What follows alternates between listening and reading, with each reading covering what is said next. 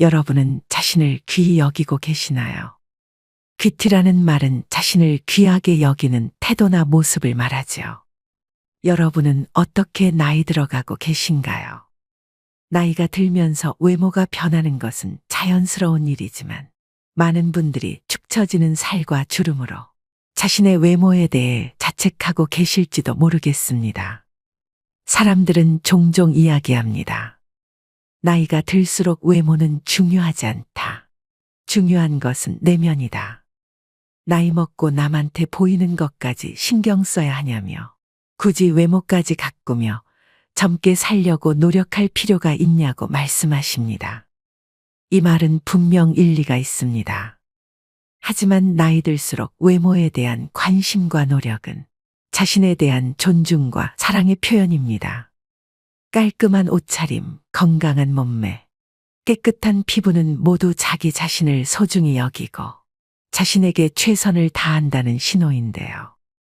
심리학 연구에 따르면 사람들은 외모가 매력적인 사람을 보면 자동적으로 능력 있고 친절하고 정직하고 지적인 사람일 거라 생각하는 경향이 있다고 합니다. 실제로 선거와 같은 투표에서도 외모는 유권자들에게 분명한 영향을 미치고 채용 면접 과정에서도 면접자의 인상은 평가 대상이 됩니다. 사람의 역량을 평가할 때 외모는 능력과 무관하지만 영향력이 큰 평가 요소임을 우리는 이미 본능적으로 알고 있습니다. 그래서 사회생활을 하고 나이가 들수록 외모를 잘 가꾸어야 합니다. 외모는 협상의 도구이자 관계 형성의 중요한 요소이기 때문인데요. 이는 남에게 좋은 인상을 주는 것뿐만 아니라 자신의 자존감을 높이고 긍정적인 노후를 만들어가는 데도 도움이 됩니다. 그저 마지못해 늙어가는 노년의 삶과 멋지게 늙어가는 노년의 삶 중 여러분은 어떤 것을 선택하시겠나요? 그래서 오늘은 말년은 외모로 결정되는 이유 4가지와 나이 들어 절대 놓치면 안 되는 외모관리법 3가지에 대해 말씀드리겠습니다. 나이 들수록 외모를 가꿔야 되는 진짜 이유 첫 번째, 자신감이 생깁니다.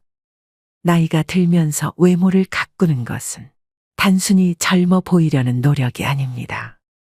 변화하는 시간 속에서도 스스로를 최상의 상태로 유지하려는 의지의 표현이죠.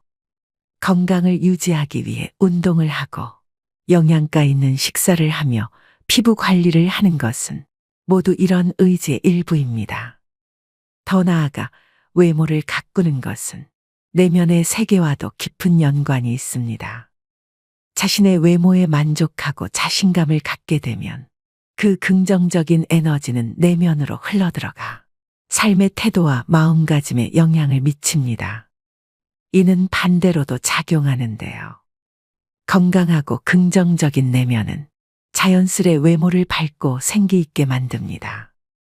결국 나이가 들면서 외모와 내면은 서로 영향을 주고받으며 함께 성장하고 발전해야 할 두 영역입니다. 외모를 소홀히 하지 않고 잘 가꾸면서 동시에 내면의 성숙과 성장에도 힘쓴다면 우리는 나이가 들어도 여전히 아름답고 생기 넘치는 삶을 살 수 있습니다. 두 번째, 감정 노화를 막습니다. 여러분은 머리를 깎고 난 다음 어떤 기분이 드시나요? 여성분들이 헤어스타일을 바꾸면서 종종 하는 말이 있습니다. 바로 기분 전환입니다. 나빴던 일을 털어버리고 뭔가 변화를 주고 싶을 때 참 효과 있는 방법 중 하나죠.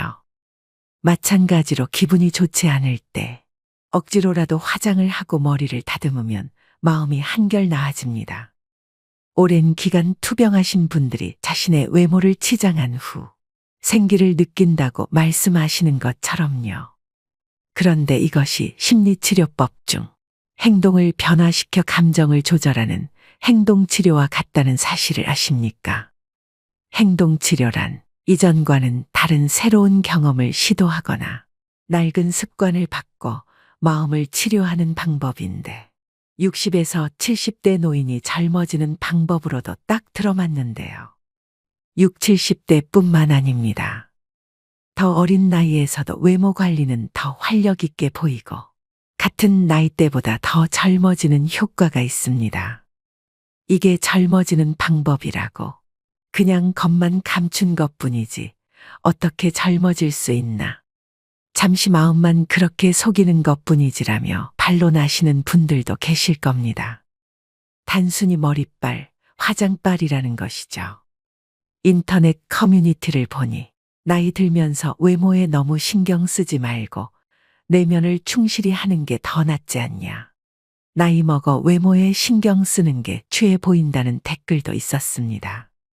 내면보다 외모에 신경 쓰는 모습이 어른답지 않다는 생각이나 젊어 보이려고 너무 과하게 하는 모습이 거북했는지도 모릅니다. 자기만 사나 하는 생각이 들게 하는 너무 과한 행동도 있습니다. 이런 것은 자제하는 것이 좋다고 생각합니다. 하지만 전반적으로 외모에 신경 쓴다는 것을 수준 낮은 행동으로 여기는 고정관념이 작용하고 있지 않나 싶습니다. 하지만 외모에 신경 쓰는 것은 큰 효과가 있습니다. 나이 들수록 그 힘은 무시하지 못할 만큼 세집니다. 그 대표적인 것이 감정 노화를 막아주는 것입니다. 운동만 젊어지는 효과가 있는 것이 아니라 감정도 몸에 영향을 줍니다. 한 연구에 따르면 겉모습이 노인에 가까울수록 감정의 노화가 더욱 성큼성큼 진행되어 결국에는 전신 기능이 쇠약해지는 경우가 많았다고 지적합니다. 예쁜 옷을 입거나 보톡스로 주름을 펴는 등 외모에 신경을 씀으로써 감정까지도 조절할 수 있는데요. 고령자일수록 외모 관리가 중요합니다. 세 번째, 건강에 도움이 됩니다. 젊었을 때는 느끼지 못했지만 나이 들수록 특히 노인의 외모 관리는 건강에 많은 영향을 줍니다. 노인임에도 외모에 신경을 쓰는 사람은 대체로 건강하다고 하는데요. 요양원에 정기적으로 방문하는 출장 미용사의 미용 서비스를 이용하는 사람들이 대체로 인지장애 단계가 낮고 진행 속도도 더디다고 합니다.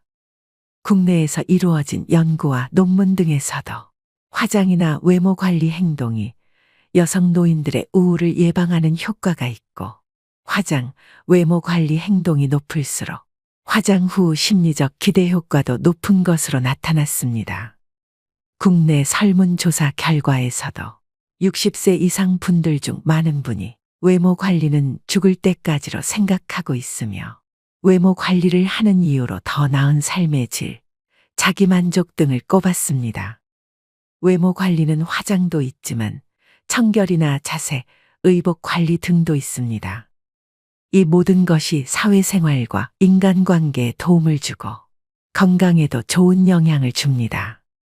최근 최강동 안으로 단연 손꼽히는 가천대학교 이기려 총장님은 1932년생으로 90세가 넘으셨는데도 50에서 60대처럼 보입니다. 정말 감탄한 것은 그분의 자기관리 능력입니다. 부지런하지 않으면 안 되고 절제할 것도 많은데 그것을 지켰다는 것은 대단한 의지력입니다. 여기서 외모 관리에 또 다른 힘을 발견할 수 있습니다. 바로 나태해지는 자신을 돌려 세우고 정신건강까지 가다듬게 도와준다는 것입니다. 네 번째, 신뢰감을 줍니다. 여러분은 첫인상에서 무엇을 보십니까?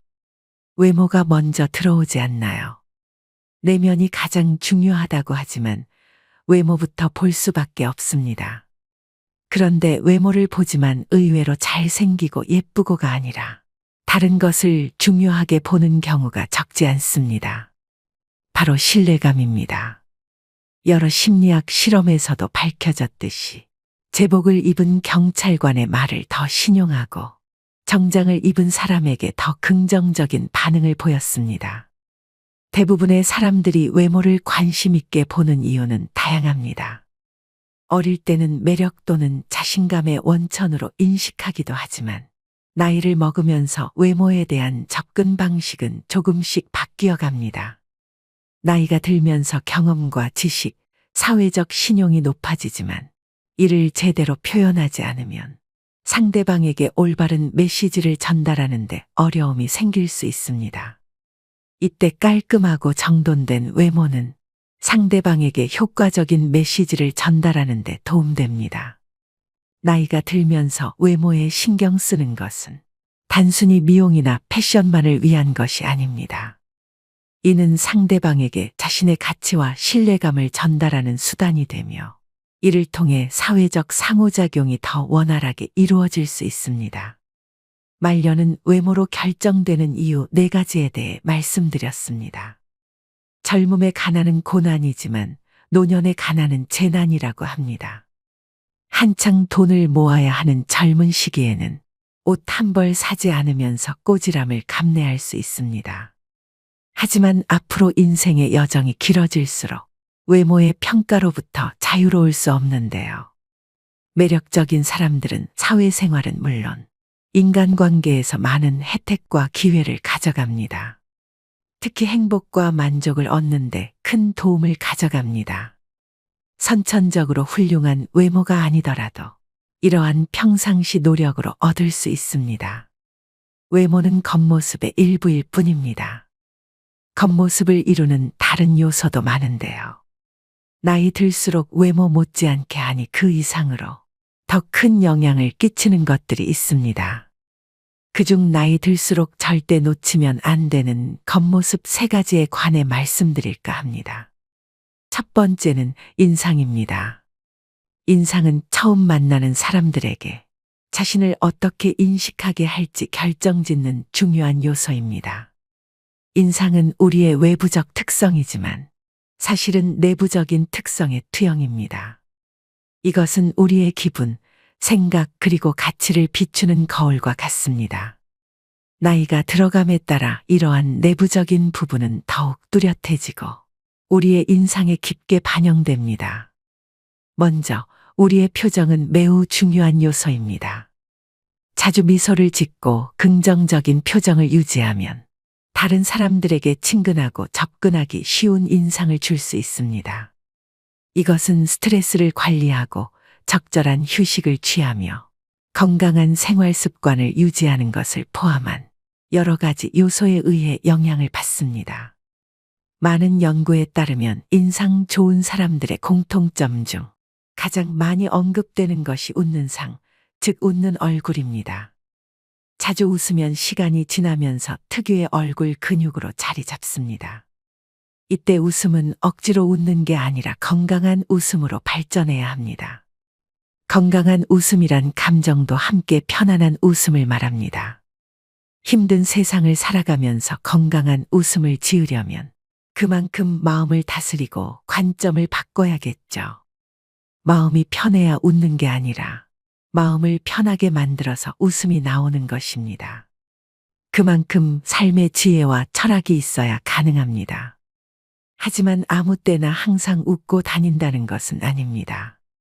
전문가들은 상황에 따라 적절한 표정을 짓되 감정을 너무 참지 말라고 당부합니다. 그런데 이게 참 쉽지 않죠. 감정을 누르면 표정이 어색해지거나 일그러지는 경우가 많습니다. 반대로 감정대로 표정이 나오는 것을 신경 쓰지 않으면 얼굴 근육도 자연스러워져 뻐근하지 않고 편합니다. 대신 이렇게 감정을 그대로 드러내는 것은 무리하거나 어리석은 행동일 수 있습니다. 이에 대한 해법 또한 앞서 말씀드린 마음을 다스리는 삶의 지혜와 철학이 있습니다. 결국 좋은 인상을 유지하려면 자신의 감정, 생각, 그리고 행동에 주의를 기울이는 것이 중요합니다. 이를 통해 우리는 나이가 들수록 더 좋은 인상을 줄 수 있습니다. 두 번째는 태도입니다. 태도란 우리의 마음가짐이나 성향을 말하며 우리의 행동과 선택에 영향을 미칩니다. 다른 사람들이 우리를 인지하고 평가하는 데 중요한 역할을 하는데 이는 우리의 가치관, 생각, 그리고 감정이 우리의 태도를 통해 명확하게 드러나기 때문입니다. 나이가 들면서 우리의 세계관은 더욱 성숙해지고 우리의 태도에 더욱 명확하게 반영됩니다. 태도는 우리가 일상생활에서 마주치는 다양한 상황에 대한 우리의 반응을 결정합니다. 이는 우리가 어떤 상황에서 긍정적이고 열린 마음으로 대응할 것인지 아니면 부정적이고 폐쇄적인 태도를 보일 것인지를 결정합니다. 우리의 생활 습관, 의사결정, 그리고 대인 관계에 영향을 미칩니다. 또한 태도는 우리의 인생 경험과 학습을 통해 형성됩니다. 우리가 겪은 경험들과 우리가 배운 것들이 우리의 태도를 결정하는 데 큰 역할을 합니다. 따라서 우리는 과거의 경험에서 배우고 그 경험을 통해 성장하고 그것을 통해 우리의 태도를 향상시킬 수 있습니다. 마지막으로 태도는 우리의 목표와 가치를 반영합니다. 우리의 가치관이 우리의 태도에 영향을 미치며 우리의 목표는 우리의 행동 방향을 결정하는데 중요한 역할을 합니다. 이렇게 우리의 태도는 우리가 어떤 사람인지 그리고 우리가 어떤 삶을 추구하는지를 반영하는 중요한 요소입니다. 따라서 좋은 태도를 유지하고 향상시키는 것은 매력적인 사람이 되는데 큰 도움이 되고 우리의 삶을 긍정적이고 충만한 방향으로 이끌 수 있습니다. 마지막 세 번째는 분위기입니다. 분위기란 개인이 주변에 미치는 무형적인 영향을 말합니다. 이는 단순히 외모나 말투에 국한되지 않고 우리의 태도, 행동, 그리고 에너지로부터 나오는 무언가입니다. 나이가 들면서 우리는 자신만의 독특한 분위기를 더욱 강하게 발산하게 됩니다. 우선 분위기는 상호작용하는 사람들 사이에 커뮤니케이션의 깊이를 더해줍니다. 자신이 남들과 소통할 때 긍정적인 에너지를 풍기면 그것이 상대방에게 전달되어 대화의 분위기를 좋게 만듭니다. 이러한 긍정적인 분위기는 대화 상대방이 당신과의 관계를 더욱 소중하게 여기게 만듭니다. 또한 인간관계에서의 분위기는 자신감과 포용력이 결합된 결과물이기도 합니다. 이 두 가지 요소는 우리가 다른 사람들과 어떻게 상호작용하는지, 그리고 우리 자신을 어떻게 표현하는지 큰 영향을 미칩니다. 자신감은 우리가 자신의 능력을 믿고 자신의 의견을 표현하며 새로운 도전을 받아들일 준비가 되어 있다는 것을 보여줍니다. 이는 우리가 자신의 삶을 주도적으로 살아가는데 필요한 기본적인 요소이며 우리 자신을 특징 짓는 분위기로 작용합니다. 자신감을 키우려면 크든 작든 자신의 능력과 성취를 인정하고 도전에 열린 자세를 갖는 것이 중요합니다. 포용력은 우리가 다른 사람들의 의견과 다양성을 받아들이며 모든 사람을 존중하고 이해하는 능력으로 우리의 사람됨과 그릇을 드러내는 분위기로 작용합니다. 또한 다른 사람들과의 관계를 형성하고 유지하는데 중요한 역할을 합니다. 오늘의 영상 어떠셨나요? 외모 관리는 나이가 들수록 그 중요성이 더욱 커집니다. 외모는 성숙하게 나이든 내면의 자기 표현이자 자기다움의 외적 상징이기도 하죠. 외모 관리라고 해서 졸부처럼 돈과 상표만 걸치는 부티가 아닌 귀티가 나도록 해야 됩니다. 그것은 전화음성, 운전 습관 그리고 의상 코디에서도 묻어납니다. 물론 내면도 중요합니다. 하지만 외면에도 어느 정도 신경을 써야 그 사람의 내면도 들여다보고 싶은 마음이 들기 마련이죠. 그렇기 때문에 나는 내면만이 중요하다고 믿기보다 나이 들수록 외면과 내면 두 가지를 모두 잘 관리하는 사람이 되시길 바랍니다. 오늘도 노후의 지혜와 함께 해주셔서 감사드립니다. 황금빛으로 무르익어가는 여러분의 지혜로운 인생을 언제나 응원합니다. 여러분, 이제 추석이 3일 정도 남았습니다. 추석에 막걸리를 절대 먹으면 안 된다는 사실 알고 계셨나요? 특히 제사에는 청주와 같은 맑은 술을 사용하는 것이 원칙이라고 합니다. 혹시 막걸리가 왜 막걸리라고 불리는지 아십니까? 이는 막 걸러서 처음 걸러서 먹는다라고 하여 막걸리라고 하는 건데요. 맞습니다. 이것은 정성과 성의와 전혀 무관한 것이죠. 또한 후손의 인생에 찌꺼기가 남는 찝찝한 일이 벌어질 수 있기 때문입니다. 항상 열심히 정성을 다해 제사를 지냈는데도 조상복을 얻지 못하고 계신 것 같다고 느끼시는 분들은 오늘의 영상을 끝까지 시청해 주시길 바랍니다. 여러분은 추석에 어떤 음식들을 드시나요? 올 추석에는 이 음식을 꼭 드셔보도록 하세요. 반드시 추석 명절에 먹으면 조상님의 덕을 받아 큰 복과 재물을 가져다 주는 최고의 음식이 있는데요. 반면에 누구나 다 제사상에 올리는 이것. 지금까지 실수로 이 음식을 올리고 있었다면 올해 추석 차례상에는 절대 올리지 마십시오. 물론 누구는 그런 형식과 격식을 다 따져가며 어떻게 사냐고 말씀도 하시겠지만 실제로 나에 대한 존중, 그리고 가족들에 대한 존중과 대우 이런 것은 가족들의 행복과 번영을 만드는 최고의 수단이 될 수 있습니다. 이미 수많은 논문들에서 증명이 되었던 것입니다. 사랑이 넘치는 가정, 존중과 대우가 넘치는 가정은 동서양을 막론하고 어디에서든 행복함과 부유함을 얻는다는 것은 원칙 중의 원칙입니다. 오늘 영상에는 추석에 먹으면 좋은 음식과 제사상에 올리면 안 되는 음식, 그리고 추석이 되기 전 3일 동안 하지 말아야 되는 행동에 대해 말씀드리겠습니다. 올 추석 명절에는 이것을 꼭 지키셔서 여러분의 가정의 번영의 기운과 행복의 기운을 다 얻으시기를 바랍니다.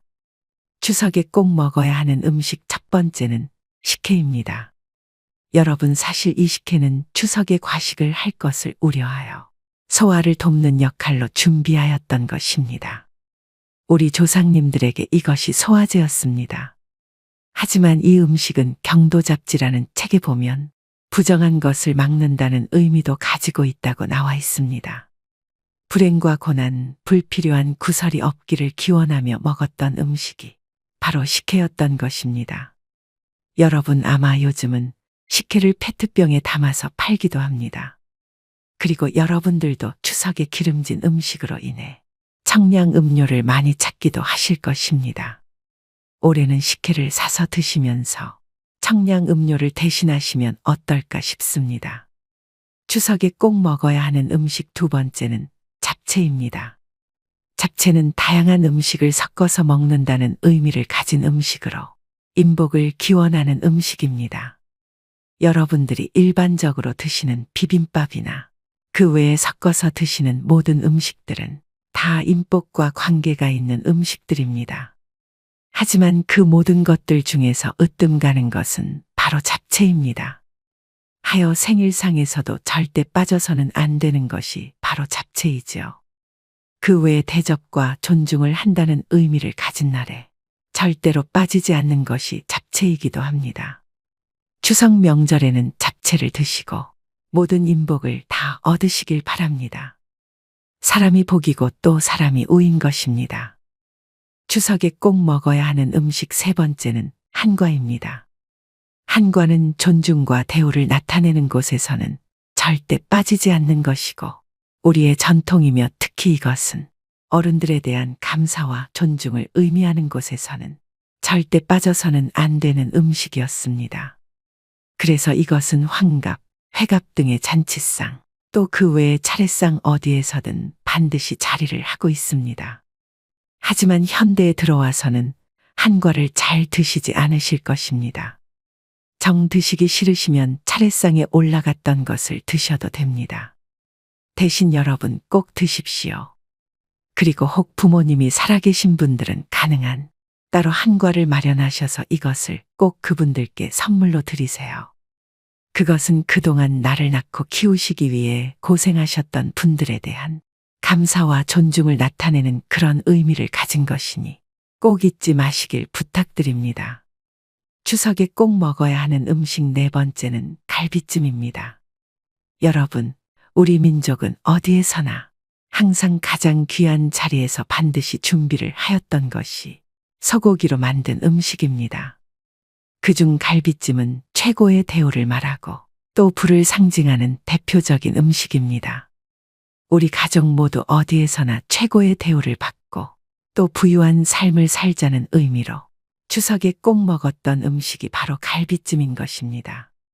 여러분, 특히 이 음식은 우리가 먹는 모든 음식 중에 부와 유일하게 관계가 있는 음식이고, 올해는 또 돈을 말하는 해라. 여러분들 모두 꼭 드셨으면 하는 음식입니다. 저희 가족도 매번 추석 명절 때마다 이런 의미 때문에 갈비찜을 만들어서 같이 먹곤 합니다. 물론 대가족인 경우 이것이 참 번거롭고 또 비용적인 측면에서 어려우실 수도 있을 것입니다. 여러분, 굳이 비싼 한우가 아니어도 되니 조금이라도 드시는 것이 어떠실까 싶습니다. 추석에 갈비찜 꼭 드시고 모든 재물복 가득 얻으십시오. 추석에 꼭 먹어야 하는 음식 5번째는 전입니다. 여러분, 기름에 튀긴 음식은 과거 우리 민족에게는 대접한다는 의미를 가진 음식이었습니다. 하여 중요한 손님, 귀한 손님이 오면 항상 솥뚜껑에 전을 튀겨 요리를 하였던 것이 우리 민족의 풍습이었습니다. 조상에 대한 존중과 대우를 의미한다는 것이고, 이 음식을 우리가 먹는 것은 항상 존중과 대우를 받는 삶을 살아가기를 기원한다는 의미로 그러했던 것입니다. 물론 많은 분들이 차례상에 올렸던 전을 드실 테지만 전이 드시기 싫더라도 꼭 드셔서 복된 삶을 살아가시기를 바랍니다. 추석에 차례를 지내시는 분들은 조상님의 은덕을 추모하고 저 세상에서나마 이 세상에 사는 자손들을 지켜달라는 기원을 바치실 텐데요. 그 조상이 여러분에게 복을 주는 것, 그것이 바로 제사상을 바르게 차리는 것으로부터 시작을 한다는 것입니다. 아무리 좋은 음식이라도 제사상에 절대 올리지 말아야 하는 그런 음식이 있습니다. 제사상에 절대 올리면 안 되는 음식 1번째는 끝자에 치자가 들어가는 생선입니다. 바닥고기 중에서 치자로 끝나는 고기와 어짜나 기자로 끝나는 고기가 있습니다. 치자로 끝나는 멸치와 꽁치, 갈치 등은 하급어종으로 분류가 되기 때문에 제사상에는 조상님에 대한 예로 최상의 음식을 대접해야 하기에 쓰이지 않습니다. 그 이유는 대량으로 몰려다니는 생선을 가장 흔하고 천한 생선이라고 여겼기 때문입니다. 또 치자로 끝나는 생선은 가치가 없는 것이라고 하여 이것을 상에 올리면 형제와 가족 간의 불화를 초래할 수 있다고 하는데요. 반면 어와 기자로 끝나는 흰살 생선인 숭어, 민어, 조기 등은 고급 어종으로 여겨 제사상에 주로 사용됩니다. 또 장어나 가물치처럼 비늘이 없는 어종도 부정하다고 여겨 삼가합니다. 이처럼 과거에는 끝자가 어나 기와 같은 생선 중에 비늘이 있고 또 대량으로 잡히지 않는 생선을 최고급으로 여겨 이 생선들을 제사상에 올림으로써 조상을 대우하고 있고 그리워하고 있다는 것을 알려드리려고 했다고 합니다. 제사상에 절대 올리면 안 되는 음식 2번째는 복숭아입니다. 여러분, 이 복숭아는 귀신을 쫓는 과일입니다. 그래서 무당이 굿을 할 때나 귀신 들린 사람을 위하여 푸닥거리를 할 때에는 복숭아 나무 가지를 사용하곤 했다고 합니다. 봄에 복숭아 나무가 가장 먼저 양기를 최대치로 머금고 가지를 뻗기 때문에 동쪽으로 뻗은 복숭아 가지만 사용했다고 하는데요.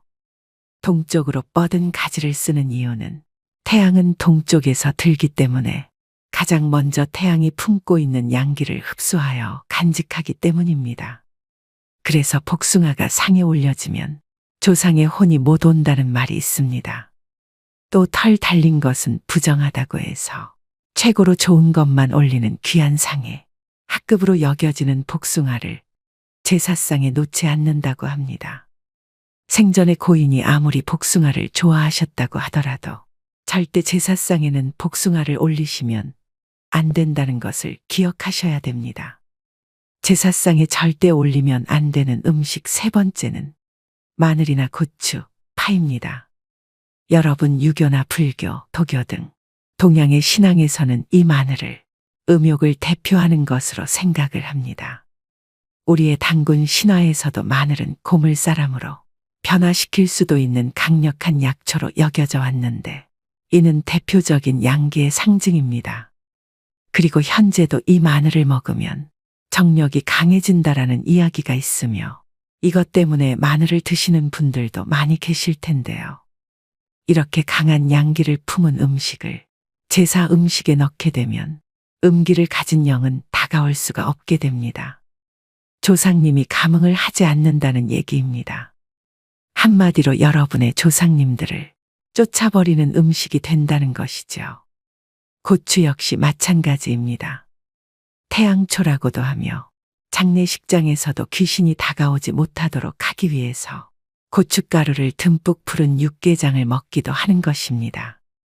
여러분, 예로부터 추석이 되기 전 3일 동안은 절대 이 행동은 해서는 안 된다고 말을 하였습니다. 이러한 행동은 사람의 모든 복을 앗아가는 것으로 모든 복이 결실을 맺어 드러나는 시기에 이것을 막는 가장 좋지 않은 행동이라고 말을 하였다는 것이지요. 추석은 조상님께 복을 구하고 또 조상님은 이에 대한 화답을 한다는 의미를 가지고 있는 날입니다. 여러분, 이것은 하나의 의식이고 예식인 것입니다. 하여 이 기간 동안 이것만은 절대로 하지 말아야 하는 것이고 또 이것을 명절 전 금기 사항이라고 말을 하였던 것입니다. 추석 3일 전 꼭 피해야 되는 행동 6가지에 대해 말씀드리겠습니다. 첫 번째로 여러분 명절 전에는 다툼을 피하고 화를 피하라고 하였습니다. 우리 동양학에서는 추석이든 설날이든 명절 전에 가족 간에 불화하는 것을 가장 좋지 않은 것이라고 말하고 있으며 또한 타인에게 한을 만들거나 원성을 듣는 것을 금기처럼 여기고 있습니다. 맞습니다. 항상 명절이 되기 전 3일 전부터는 화가 나도 화를 내지 말아야 하며 또 다툼 거리가 있어도 다투지 말아야 합니다. 특히 요즘은 명절 전에 가족 간에 불화가 생기는 경우가 참 많습니다. 서로 간의 생활 방식이 달라서 그러하기도 하지만 사실 이는 서로를 이해해 주지 못하는 자신의 잘남을 뽐내고 싶어 하고 자랑하고 싶어 하는 것에서부터 오는 경우가 참 많습니다. 여러분 올 추석 가족들이 모이시더라도 정말 웬만하면 자식 자랑 또 돈 자랑으로 원성을 듣지 마십시오. 사실 말만 하지 않을 뿐 다들 부러워합니다. 여러분 호사다마라는 것은 지나친 자랑으로 원성을 얻어 이것이 화로 돌아온다는 것을 경계하기 위해서 만들어진 말이라는 점 꼭 잊지 마십시오. 자칫 여러분이 더 크게 얻을 수 있는 운과 복이 이것으로 인해 모두 사라질 수도 있다는 점 꼭 잊지 마세요. 두 번째로 여러분 추석 전에 금전 거래는 무조건 피해야 됩니다. 추석이 되기 전 열흘 동안은 항상 근심과 경계의 시기입니다. 특히 재물과 관계된 것이라면 유독 더 조심을 해야 할 것입니다. 이는 향후에 생기게 될 여러분의 재물복에 큰 영향을 줍니다. 하여 우리 조상님들은 추석이 끼인 달에는 빗자루 하나라도 남을 주는 것이 아니라고 하였던 것입니다. 특히 이 시기는 지출이 많을 것입니다. 항상 이 시기에 돈 문제 주의하시는 여러분 되세요. 세 번째로 여러분 명절 전에는 항상 평소보다 조금 일찍 일어나십시오. 여러분 모든 운과 복은 검소함과 부지런함으로부터 온다고 하였습니다. 하여 명절이 되기 전에는 늘 평소보다 조금 더 부지런해야 하며 또한 평소보다 더 검소하게 생활해야 합니다. 이것이 바로 절제와 성실인 것이지요. 추석은 모든 복이 결실을 맺는 시기이고 이제부터 그 복이 여러분에게 다 드러나는 시기입니다. 하여 이 3일간은 과도한 지출을 삼가시고 더 부지런하라라는 겁니다. 앞서서도 말씀을 드렸듯이 추석은 조상님이 천복을 내리는 시기인 것입니다. 여러분 복을 구하고 운을 구할 때는 항상 과정의 정성이 정말 중요한 거예요. 이것이 평소보다 조금 더 일찍 일어나서 복을 구하는 행동인 것입니다. 네 번째로 올 추석 전에는 꼭 지인이나 친구분에게 전화를 한 통 하십시오. 사람은 정말 의외인 것에 감동을 받습니다. 남들이 다 하는 것으로는 절대 그 어떠한 감흥도 줄 수가 없습니다. 아마 대부분의 분들이 추석 잘 보내라고 또 행복한 추석 보내라고 친구나 지인분들에게 문자들 다 하실 것입니다.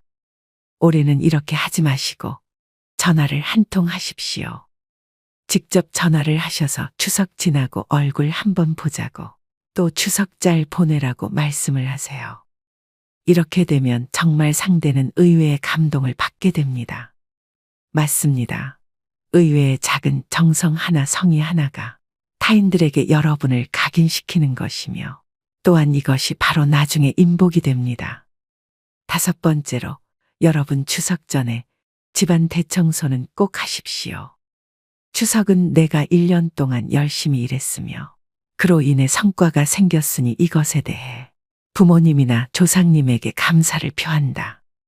또 고마움을 표한다는 의미와 그리고 내가 정성껏 차린 음식과 마음으로 복과 운을 구한다라는 의미를 가진 날입니다. 풍수에서는 명절 전 집안 대청소를 하는 것을 무조건적인 것이라고 말을 합니다. 물론 이는 명절에 내 집에 손님이 올 것이니 깨끗하게 대접한다는 의미도 있지만 또한 복과 운이 깨끗한 곳으로 들어오니 1년 중 기운이 가장 좋은 날 깨끗한 모습으로 운과 복을 얻겠다는 의미도 있습니다. 여러분 올해는 꼭 추석 전에 대청소를 한번 하시고 추석을 맞아보세요. 분명 여러분은 정말 좋은 운과 복을 얻게 되실 것입니다.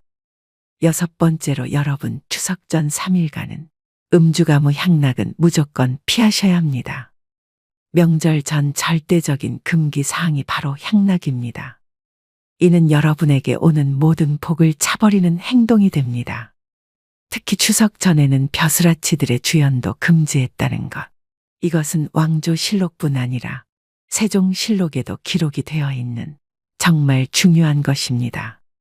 물론 이것은 추석은 축제이니 축제 전에 또 다른 축제를 하면 안 된다는 이유도 있었겠지만 그래도 죄를 지내고 복을 구하고 운을 구하는 날이니만큼 다른 시기보다 자중하고 근신해야 할 이유가 충분했기에 그러했던 거예요.